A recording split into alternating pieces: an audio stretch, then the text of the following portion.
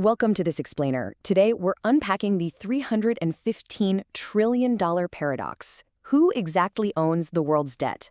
We're going to take one of the world's most complex financial systems and break it down so it actually makes sense. We are looking at a truly baffling premise today. Every single country on Earth is in massive, historic debt. But here is the paradox, right? If literally everybody owes money, who exactly do they owe it to? It's a massive, complex mystery, and it's one that affects every single one of us. So we're going to solve it together. First, just consider the sheer mind-boggling magnitude of this number. $315 trillion. That is a 315 followed by 12 zeros. Just take a second to let that sink in. It's a staggering figure. We are talking nearly 3 times the size of the entire global economy. Everybody owes money. The United States currently owes a record $38 trillion. Japan is sitting on almost $9 trillion of debt. The European Union carries around $14 trillion. Even massive export powerhouses and oil-rich nations owe absolutely enormous sums. Which brings us right to the ultimate question. If everybody owes money, who exactly is owed? Okay, let's dive into this because this is where our detective story really takes off. If you follow the chain of creditors long enough, just tracing the flow of capital through all the banks, funds, and institutions, you discover a pretty unsettling truth. The world doesn't owe money to some giant, shadowy, galactic bank. Essentially, the world owes money to itself. To really understand how we got to a planet just drowning in IOUs, we have to go back to the beginning. You know, the concept of national debt wasn't actually born on Wall Street. It was born in war. Back in 1694, England created the Bank of England to fund a massive conflict against France. They basically exchanged future taxes for a permanent stream of interest payments today. Then, the 18th century saw France and the Netherlands refine this system, and by 1776, the newly independent U.S. adopted it to fund its own revolution. Over time, debt completely transformed. It went from being a mark of failure into a measure of credibility. The battlefield literally became the balance sheet. If you could borrow, well, you could rule. Now, what's really interesting about this slide is how it completely busts a very common myth. Take a look at the breakdown of the United States' $38 trillion debt. Notice that massive 67% slice? That is held entirely by domestic investors and institutions. Only 33% is actually in foreign hands. Most people just assume foreign nations own the vast majority of America's debt, but the data clearly shows that is simply not the reality at all. So who actually holds that foreign 33%? Well, when we break it down, Japan is at the very top, holding about $1 trillion. China is next, holding roughly $800 billion. The remaining balance is scattered among countries like the UK, Luxembourg, and Belgium. And I really want to highlight something here. China only holds about 2% of the total U.S. debt. When you look at the raw numbers, America mostly owes America.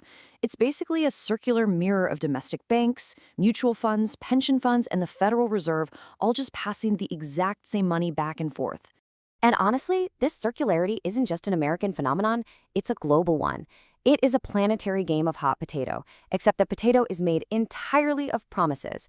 Japan lends to the U.S. by buying treasuries, the U.S. lends to Europe through the IMF, Europe lends to developing nations, and then developing nations lend right back to advanced economies by parking their reserves in Western bonds. It is a massive planetary loop. It's exactly like a giant poker table, where every single player has borrowed their chips from the person sitting right next to them. But who is dealing the cards? That would be the central bank. Institutions like the Federal Reserve or the European Central Bank are the ultimate market makers. But here's the kicker. They don't merely manage debt. They manufacture it. Every single time they buy a government bond, they create new money out of thin air in exchange. This means there is literally no such thing as debt-free money in our modern system. Every physical bill in your wallet, every digital dollar in your bank account, it all has an invisible IOU engraved right on it. Why? Because the liability of one balance sheet instantly becomes the asset of another. And this brilliantly illustrates a fundamental misunderstanding about how debt works at a national level. Think about the difference between your personal debt and government debt. When you or I take out a loan, that's personal debt. We are fully expected to repay the principal. But government debt, it is designed to be rolled over and refinanced forever. This is the crucial difference between household finance and sovereign debt. It's a highly counterintuitive secret. Governments actually never plan to pay it all back. Not now, not ever. In fact, here is a pretty terrifying reality. Paying off the debt would actually destroy the global economy. No joke. Why? Because U.S. Treasury bonds are considered the safest collateral in existence.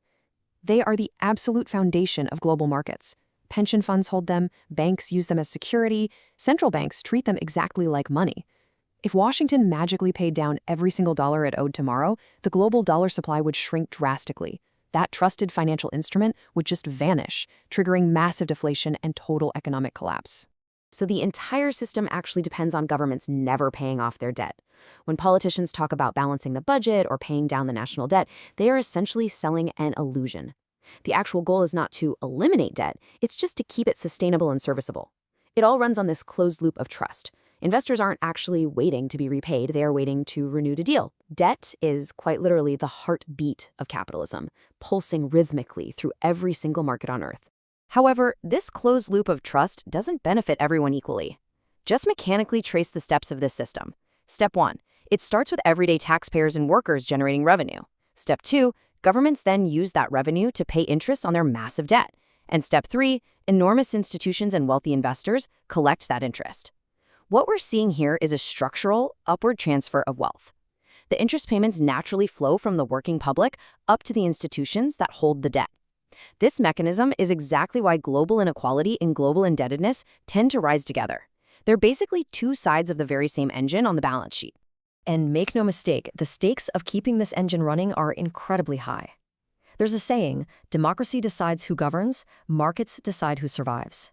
This entire system completely runs on confidence, and when that confidence wavers, the results are devastating. We've seen it happen. In Greece in 2010, when their debt became unpayable, it led to massive austerity, huge tax hikes, and crippling unemployment.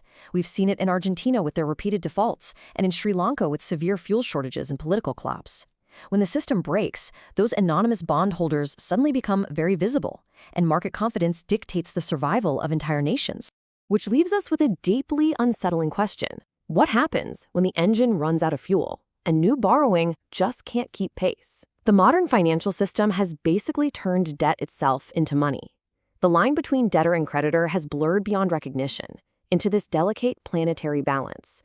But if that balance tips, if that closed loop of trust actually breaks, we're going to be forced to remember what debt truly is, a promise. And as we've explored today, our entire global financial system is built on a promise that simply cannot be kept forever. Definitely something to seriously think about. Thanks for joining me on this explainer. I hope it gave you a fresh perspective, and I'll see you next time.